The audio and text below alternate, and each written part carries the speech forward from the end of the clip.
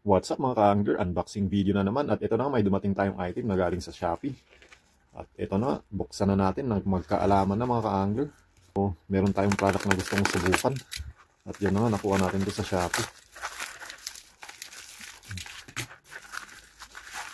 Uy! Ito na yung product na hinihintay natin mga ka-angler. So, maganda, nakabubble wrap sa labas at saka sa loob. Kaya safe yung item mo. So, eto na nga, walang iba kundi ang Daiwa na fluorocarbon guys, and made in Japan. J-Thread. Ito yung bago ng Daiwa guys na fluorocarbon if I'm not mistaken ha.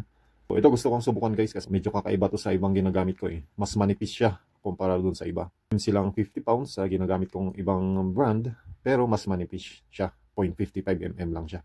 Tsaka mas mahaba syempre 50 meters. At ito na, mamaya na natin i-discuss kung ano yung kinaganda ng mas manipis na line. Tignan muna natin tong item. As you can see. Uy. Ito, sa likod. So, nakalagay na rin dyan yung mga rating niya in pounds. Saka length. So, meron pa palang 100 meters. Pag bibili ka from 4 pounds to 20 pounds, meron siyang 100 meters. At pag 25 to 80 pounds naman, 50 meters siya. Alright. So, yan. Made in Japan. So, itong maganda dito, meron pa siyang ang tawag niyan. Ito. Para hindi sabog-sabog yung linya mo. Okay, pwede mo rin gamitin to sa guys, sa spool ng reel mo.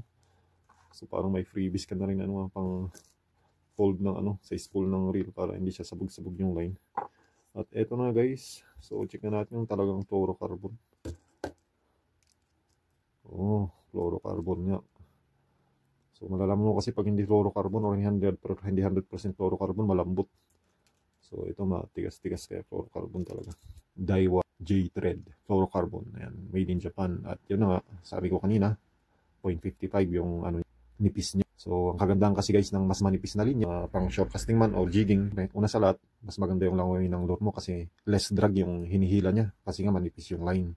At pag nag-jigging ka naman, tas malakas yung mas advantage mo kasi mas manipis yung linya mo. Bukod sa mas manipis yung braid line mo, mas manipis yung leader line mo, syempre less drag yan, hindi siya gaanong naagos. So yun ang maganda guys sa mas manipis na linya. So wag niyong isipin na manipis, madaling mapulot. Hindi guys, mas advantageous po pag mas manipis. Subukan natin guys. Mahirap naman magsalita pag hindi pa natin nasubukan tong item na to. But anyway, yun ang gusto ko sa kanya kaya kong binili. So ayun mga ka-angler, kung gusto niyo subukan to, ilalagay ko na lang sa comment section yung link. So mura lang to guys, kumpara sa ibang brand, 50 meters pa. Kita-kits tayo sa susunod na unboxing mga ka-angler. Fish BB.